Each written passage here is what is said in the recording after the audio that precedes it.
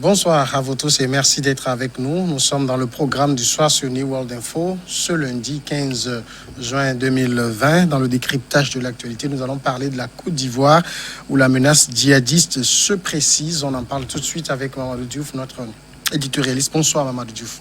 Bonsoir Samuel. C'est une attaque terroriste, a lâché le ministre de la Défense, Ahmed Bakayoko, également Premier ministre par intérim de Côte d'Ivoire, lors d'un point de presse le jour même de l'attaque meurtrière contre un poste de l'armée dans le nord, à la frontière avec le Burkina Faso, le jeudi 11 juin. Même si les autorités se veulent rassurantes, il ne fait plus aucun doute que la menace djihadiste se fait de plus en plus forte sur les pays du Golfe, du Guinée en général et la Côte d'Ivoire en particulier. Il faut signaler que c'est la première attaque sur le sol ivoirien depuis l'attentat du Grand Bassam en 2016 qui avait fait 19 morts.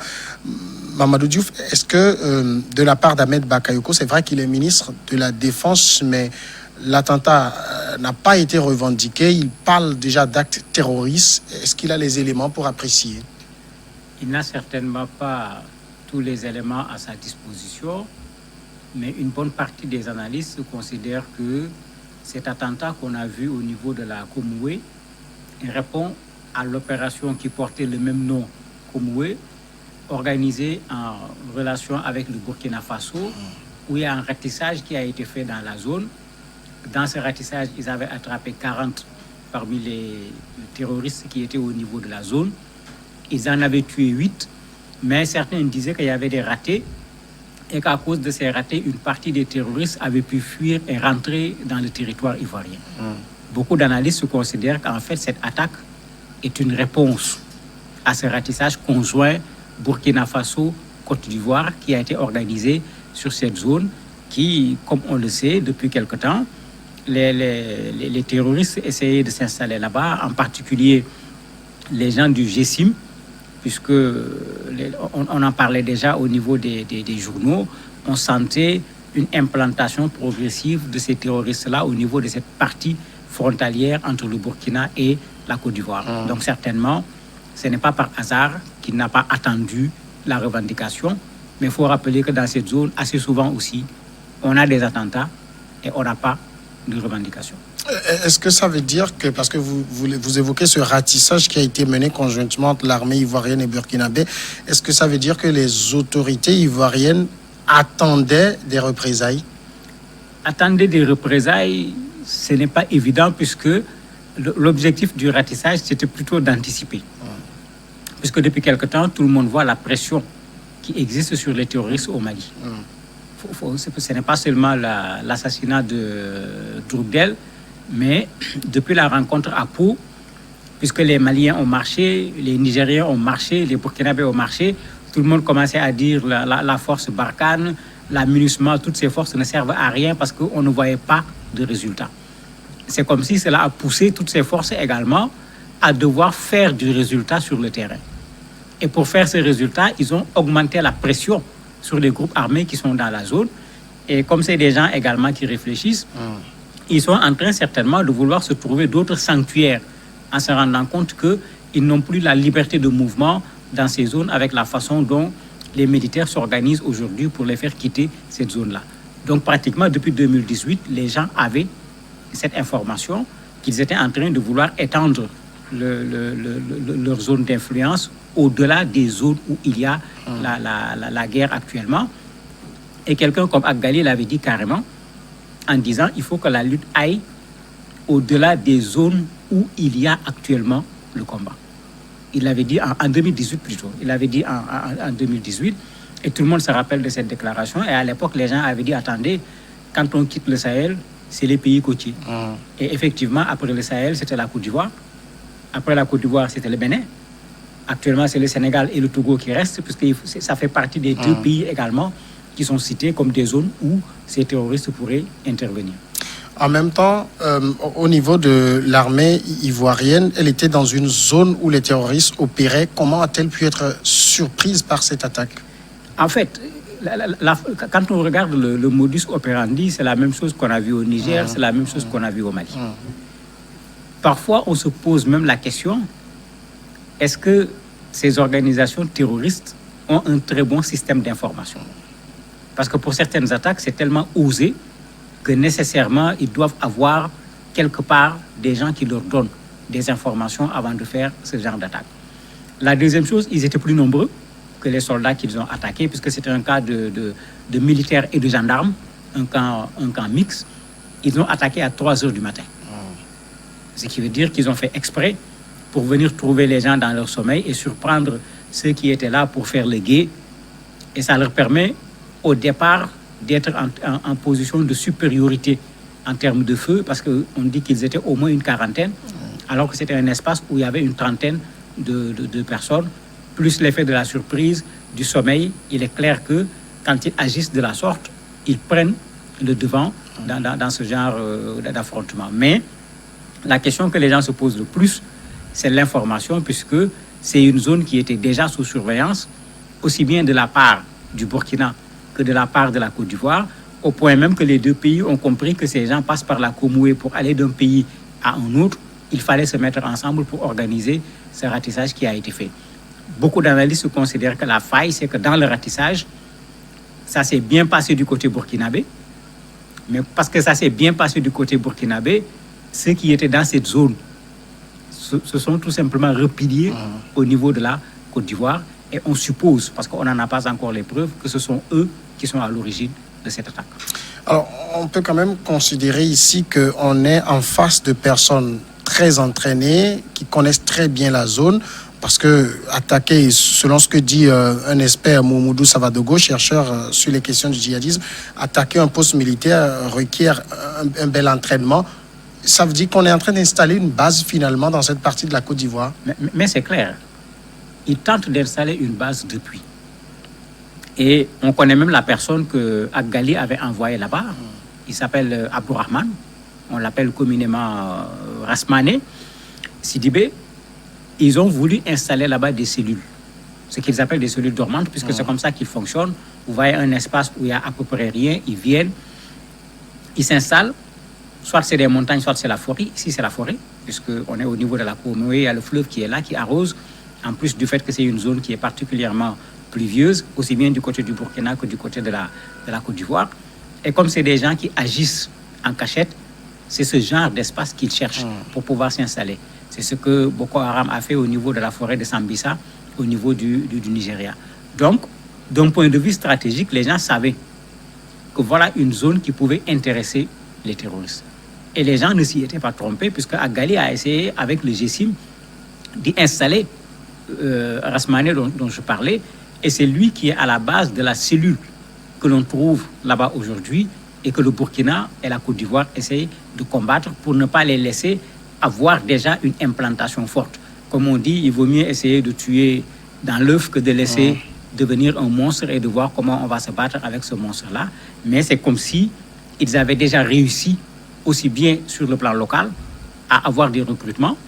Et pour ce qui est de la force de l'attaque, il ne faut pas oublier que c'est le même groupe qui avait attaqué au niveau du Mali un certain nombre de convois militaires, de casernes de militaires. Donc il y a une certaine expérience en la matière chez ces gens-là.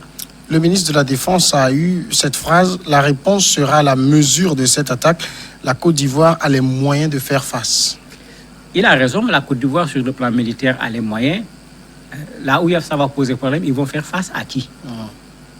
Parce que c'est une des difficultés. Ce n'est pas que nos pays n'ont pas d'armée, ce n'est pas que nos militaires ne sont pas entraînés, mais nos militaires ne sont pas en face de leurs adversaires. Vous voyez comment ils ont fait? Ils viennent attaquer à 3 heures du matin.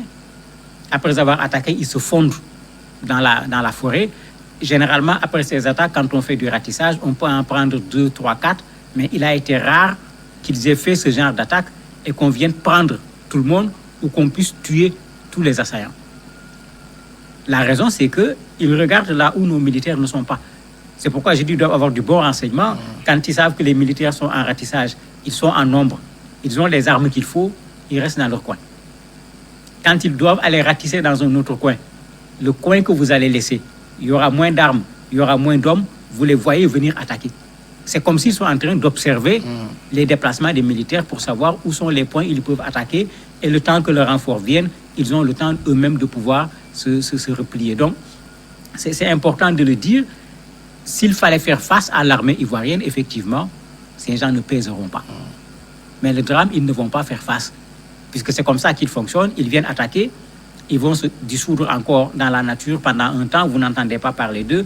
Il faut voir la Côte d'Ivoire. On n'a plus entendu parler d'attentats depuis Grand Bassam. À la limite, les gens avaient fini par penser qu'il n'y avait plus de menaces. Et c'est comme ça qu'ils procèdent, ce qui fait qu'il a raison s'ils étaient en face, mais il lui sera difficile de se retrouver en face de ces gens-là parce qu'ils ne viendront pas attaquer de face l'armée ivoirienne. Et finalement, dans ce genre de combat, les djihadistes semblent toujours avoir une longueur d'avance. C'est actuellement le malheur pour ce combat contre les djihadistes, contre les terroristes au niveau du Sahel, tout comme au niveau de cette zone avec la Côte d'Ivoire. C'est comme si c'est eux qui indiquent les mouvements aujourd'hui. Malheureusement, pendant un temps, nos armées ont pris le temps de se réorganiser parce que nos armées n'avaient pas été véritablement préparées aussi à ce genre de combat. Et c'est comme s'ils l'ont compris et ils ont voulu occuper le terrain en attendant. Mais comme j'ai dit, au niveau du Mali, par exemple, certes, les attaques continuent, mais ils ont de plus en plus de mal à se déployer comme ils avaient l'habitude de le faire. Même chose au niveau du Niger, même chose au niveau de la Côte d'Ivoire. Mais malgré tout, il y a cette chose qui gêne, c'est ce que les stratèges militaires disent, c'est les armées qui devaient donner le rythme à cette lutte. Mais quand on regarde, les armées sont plus en position de riposte qu'en position d'attaque, à part les quelques coups, dont celui de la France tout récemment. On voit plutôt les armées réagir au lieu d'anticiper, au lieu d'empêcher les terroristes de pouvoir agir. Et c'est ça qui avait fait qu'à un certain moment, les populations avaient manifesté contre ces armées en ayant l'impression que la présence de ces armées ne leur apportait pas quelque chose, ou même au contraire, c'est parce que l'armée est là que parfois les civils également sont attaqués. Je crois que nos stratèges militaires doivent réfléchir davantage sur ça pour prendre l'initiative au lieu de laisser l'initiative avec ces groupes armés. On a un bilan de 10 soldats tués contre un seul assaillant. Finalement, ça ressemble un peu à ce qu'on voit au Mali, à ce qu'on voit au Niger. On a ces soldats qui sont dans des zones avancées où ils doivent s'attendre à toutes sortes d'attaques, mais qui finalement sont toujours surpris. Oui, mais c'est que c'est le même modus operandi, mais comme je dis, avec de l'information. Quand vous venez à 40, là où il y a 30, il y a déjà une question de supériorité. De quelle arme disposaient les assaillants? Parce que généralement, bien que ça soit curieux, ils ont une force de frappe que l'on connaît, puisqu'on a vu des armées parfois reculer, leur laisser carrément un camp à cause de la force de leur feu qui était à la limite supérieure à celui de nos armées. Donc ça, c'est un problème. L'autre problème, ils choisissent bien le lieu pour que quand ils attaquent, si le renfort doit arriver, ils ont le temps de se replier. Ici, c'était le cas.